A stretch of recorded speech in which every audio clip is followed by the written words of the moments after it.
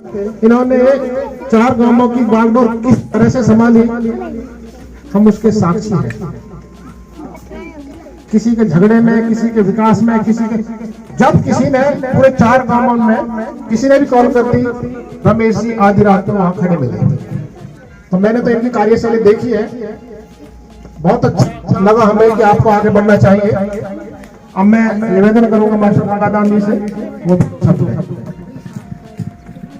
बने हैं और भारतीय जनता पार्टी के महामंत्री पंडित श्रीपाल जी, बहुत ही वरिष्ठ कार्यकर्ता संतलाल सरपंच जी और हमारे गांव खेड़ा खलीलपुर की सरदारी। आज ये कार्यक्रम अजरुद्दीन ने अपने यहाँ भारतीय जनता पार्टी के पदाधिकारी को बुला करके जो कार्यक्रम किया है, सबसे पहले भाई अजरुद्दीन को का बहुत बहुत धन्यवाद, उनका तालियों से स्वागत। क्योंकि भारतीय जनता पार्टी भेदभाव के कार्य कर रही है, चाहे आयुष्मान कार्ड हो, उसमें कोई जातिवाद या कोई धर्म ये नहीं देखा है कि आयुष्मान कार्ड में इस जाति के या इस धर्म के लोग ही फायदा उठा पाएंगे। चाहे किसान सम्मान राशि हो, किसान सभी हैं तो उनके लिए जो सामान्यतः बराबर रूप से 2-2 हजार रुपए की सम्मान निधि जो भेजी है माननीय मोदी जी ने। इसके अलावा बहुत सारे भारतीय जनता पार्टी ने योजना बनाई है और इसको लागू किया है धरातल पर। तो केवल भारतीय जनता पार्टी ही एक ऐसी पार्टी है जो देश हित के लिए कार्य कर रही है। और इसी बीच में अब चुनाव का समय आ गया है।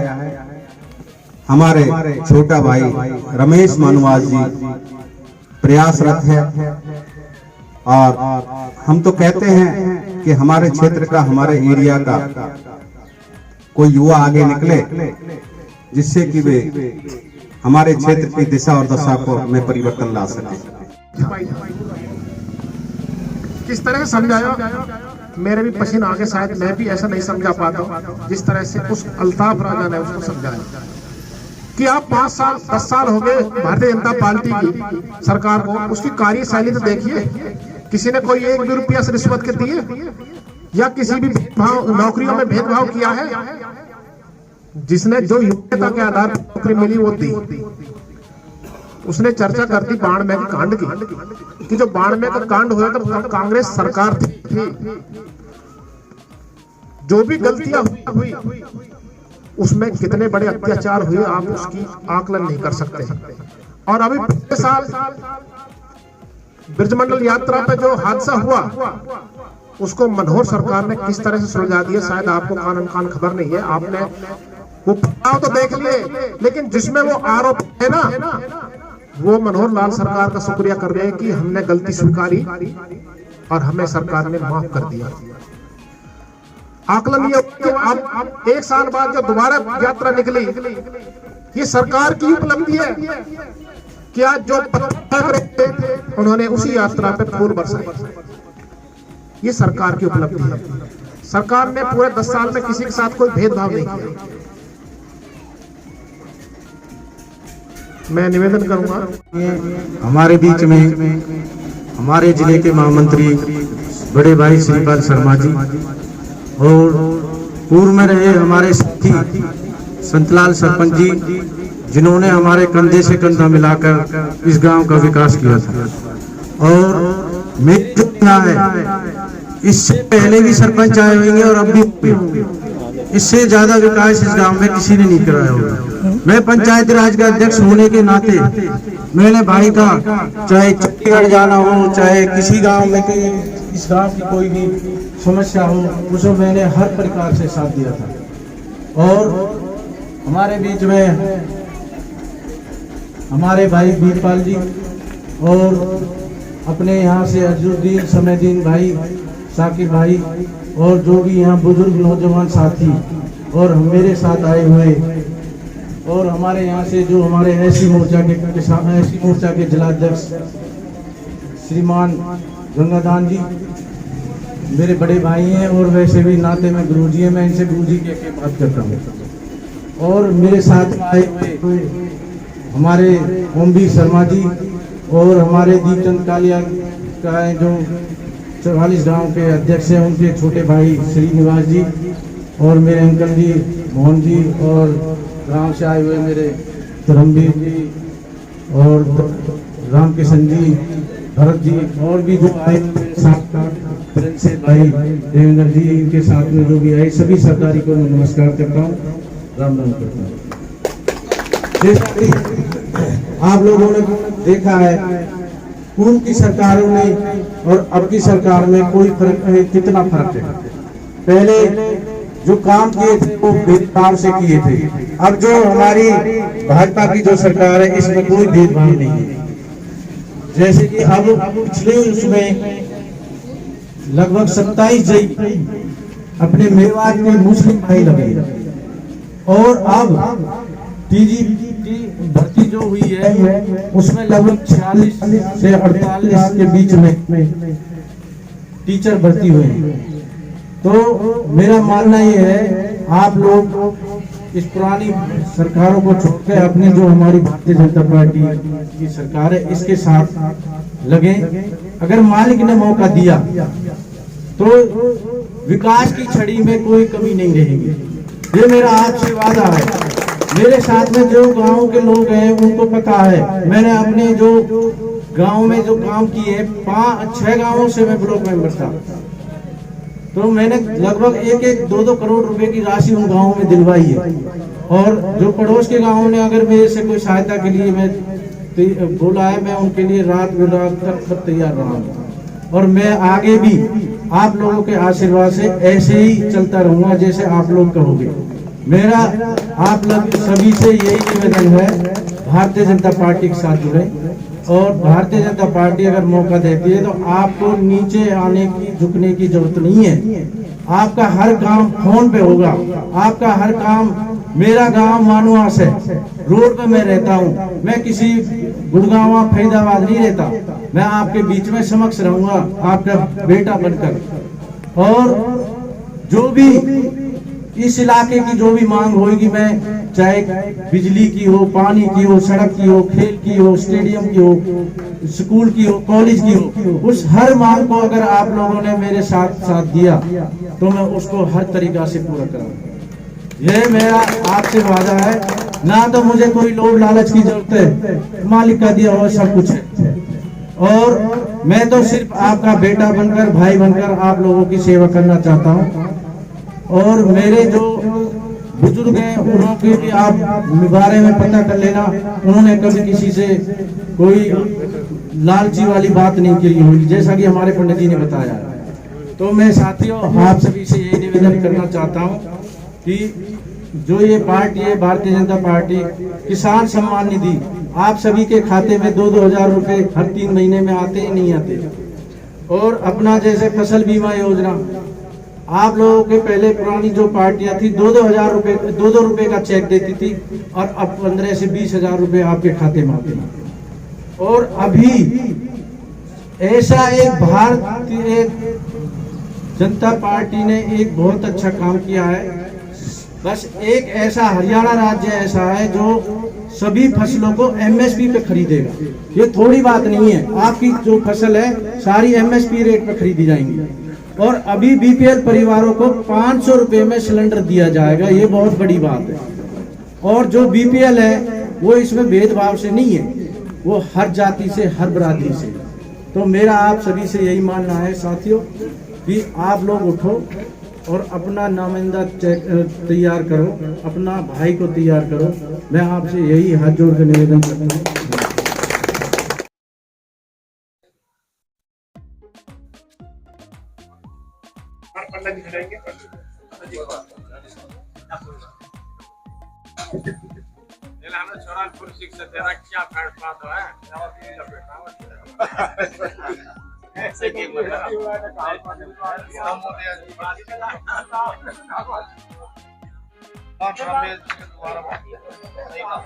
सही से ढंग से मांगो।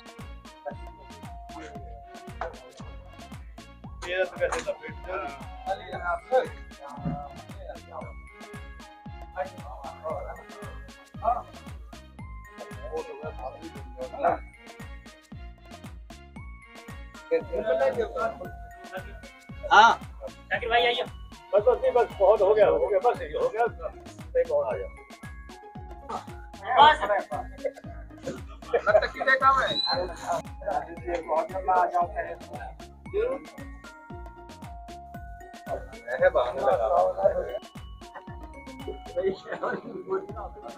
भाई हम दयालु आदमी है, लोकल आदमी है भाई। मेरा बहुत बहुत स्वागत है। मैंने कोई कार्यक्रम कराया मैं आप लोग सरदारों की तरफ से आप सभी का स्वागत जो आपने किया है फूल मालाओं से आपका अभिनंदन करता हूँ, स्वागत करता हूँ। और सरदारों मैं हिंदी में बात करना चाह रहा हूँ। बैठ आ जाना।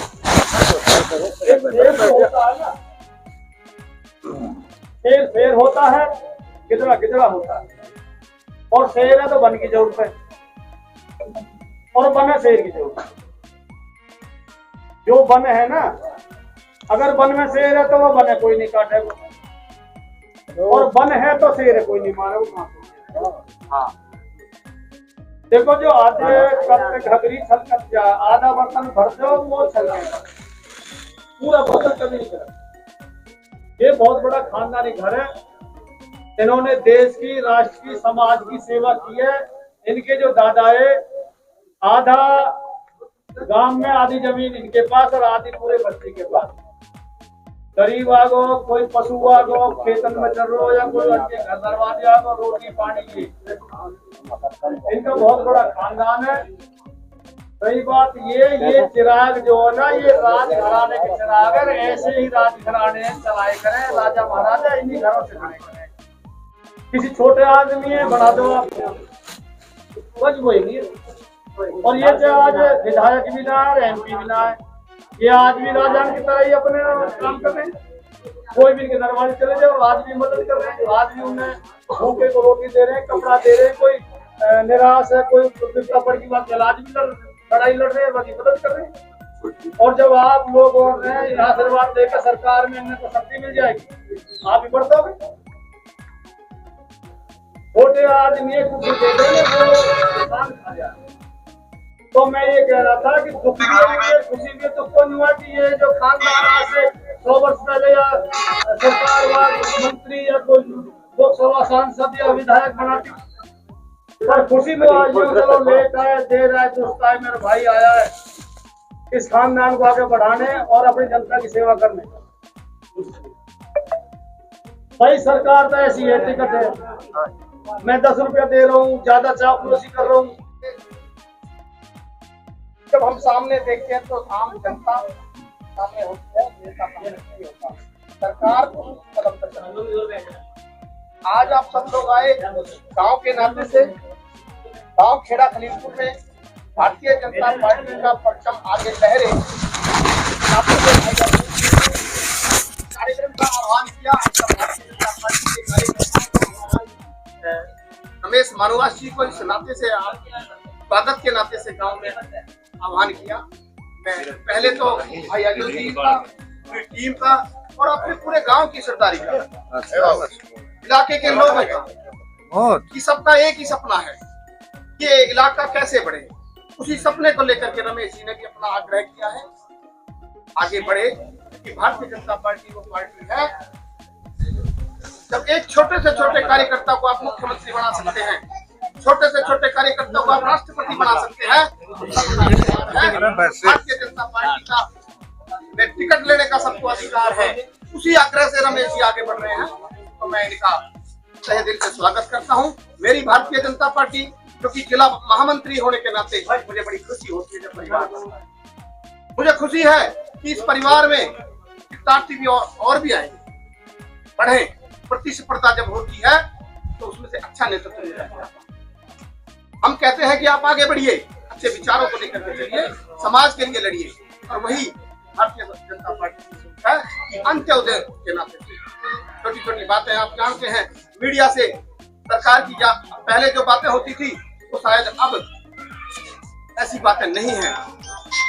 जो चंडीगढ़ से खबर निकलती थी वो 3 दिन बाद आपको अखबारों के माध्यम से सुनने के माध्यम से थी, लेकिन आज चंडीगढ़ से जो खबर आती है चंद मिनटों में आपके फोन में आ जाती है, छोटे से छोटे बच्चे के हाथ में। तो मैं ज्यादा उन बातों पे ना जाते हुए केवल एक ही बात कहूंगा, केवल गांव का उदाहरण दूंगा आप लोगों को।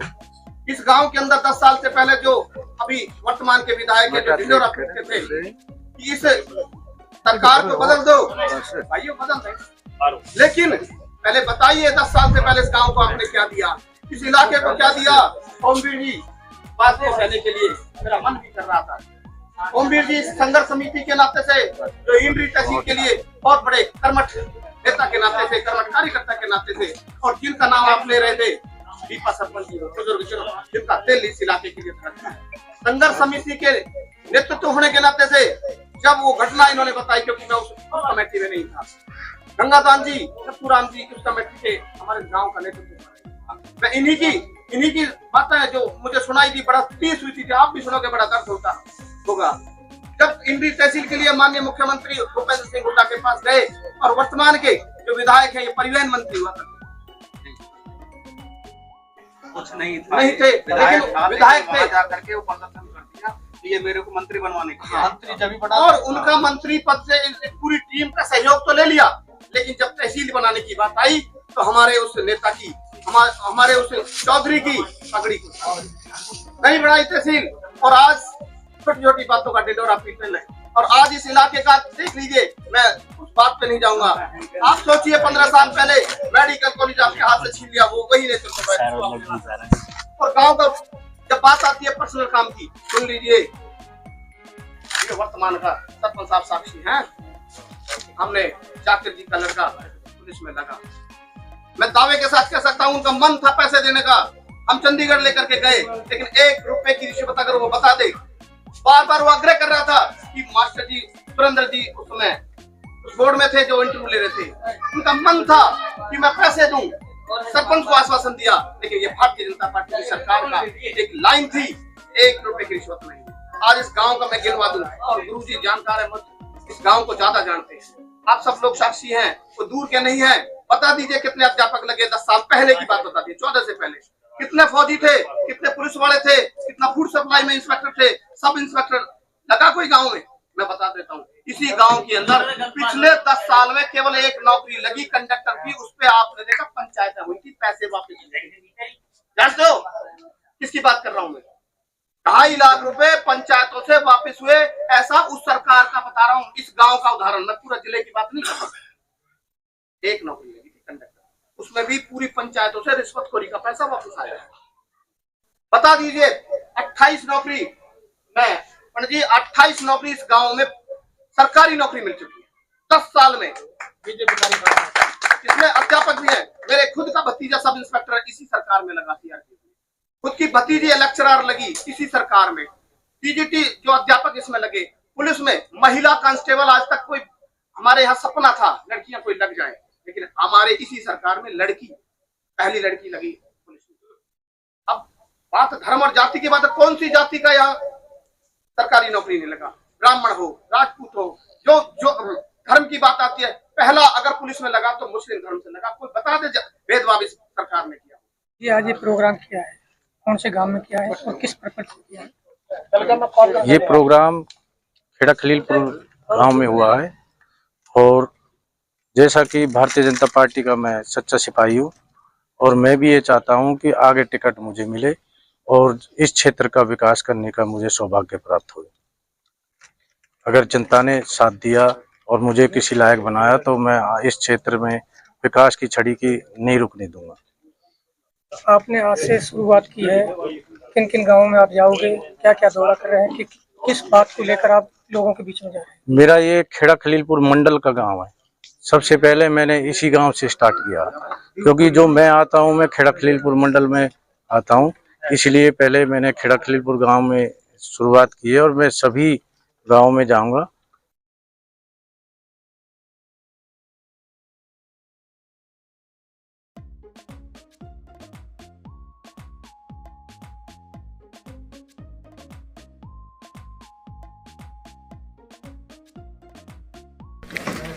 सर किन किन मुद्दों को लेकर आप जनता के बीच में जा रहे हैं? हम माननीय मुख्यमंत्री जी ने, पूर्व मुख्यमंत्री और अब के जो मुख्यमंत्री जी ने जो विकास कार्य कर रहे हैं हमारे इस इलाके में, जैसे 248 के करीब रोडें बनवाएं रोड, और अपने फसल बीमा के कराया है, और अपने 500 रुपये सिलेंडर के घोषणा की है, और अपने सभी MSP पर इस हरियाणा में फसलें खरीदी जाएंगी। विकास के मुद्दे पर हम जाएंगे सबको लेकर। जनता से क्या अपील करोगे आप? जनता से अपील ये करेंगे कि आप हमारे साथ लगो, भारतीय जनता पार्टी के साथ लगो। भारतीय जनता पार्टी एक ऐसी पार्टी है जो सबका साथ, सबका विकास, सबका विश्वास करती है और सबको साथ लेके चलेगी। जैसा कि अपने मेवात क्षेत्र में लगभग 27 जई बिना पर्ची खर्ची के लगे हैं मुस्लिम भाई, और अब लगभग 48 से 50 टीचर लगे हैं जिनमें कोई खर्ची पर्ची का कोई सेटिंगबाजी नहीं है। दिया है, किस तरीका से यहाँ देखने को मिला? मैं खेड़ा खलीलपुर की पावन धरती को नमन करते हुए, और मैं इन भाइयों का शुक्रिया अदा करता हूँ जिसमें हमारे सभी बिरादरी के लोग थे। हालांकि मुझे इनवाइट मुस्लिम समाज के लोगों ने किया है, और जो हमारी पार्टी के सभी कार्यकर्ता यहाँ पर मौजूद है, मैं उनका भी धन्यवाद करता हूँ। रमेश जी, हम बात मैं पिछली सरकारें और यहाँ के विधायक के बारे में बताना चाहता हूँ। इन्होंने हमारी यहाँ की जनता को बेवकूफ़ समझकर लूटा है और इनको पागल समझ रखा है। अपने वोटों के टाइम पे आ जाते हैं, कोई विकास कार्य नहीं किए।